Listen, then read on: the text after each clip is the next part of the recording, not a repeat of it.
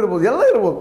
ಇಲ್ಲಿ ಇವತ್ತು ಪ್ರಶ್ನೆ ಕೇಳುವಂಥದ್ದು ಏನಪ್ಪ ಅಂತಂದರೆ, ಭ್ರಷ್ಟತೆಯ ಆರೋಪದವ್ರು ಯಾರಿದ್ದಾರೆ, ಸ್ವತಃ ಯತ್ನಾಳರಿದ್ದಾರಾ ಅನ್ನೋದು ಅವ್ರ ಮೇಲೆ ಕಾಂಗ್ರೆಸ್ಗೆ ಪ್ರಶ್ನೆ ಮಾಡ್ತಾ ಇದ್ದಾರೆ.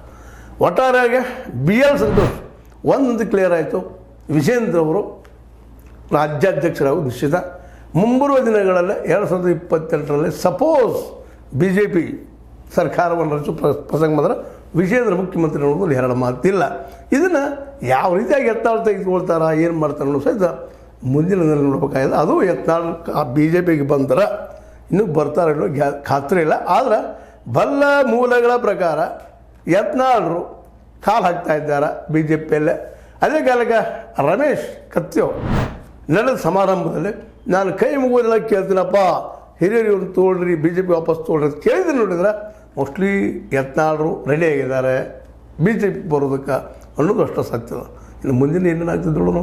ಆದರೆ ಈ ತುರ್ತು ಮಾತ್ರ ಸತ್ಯ ಸುದ್ದಿ ಏನಪ್ಪ ಅಂದ್ರೆ, ವಿಜೇಂದ್ರ ಅವರು ರಾಜ್ಯಾಧ್ಯಕ್ಷರು. 2028ರಲ್ಲಿ BJP ಗೆದ್ದರ ವಿಜೇಂದ್ರ ಮುಖ್ಯಮಂತ್ರಿ ಅವ್ರು ಇಷ್ಟು ತಿಳ್ಕೊಬೋದು.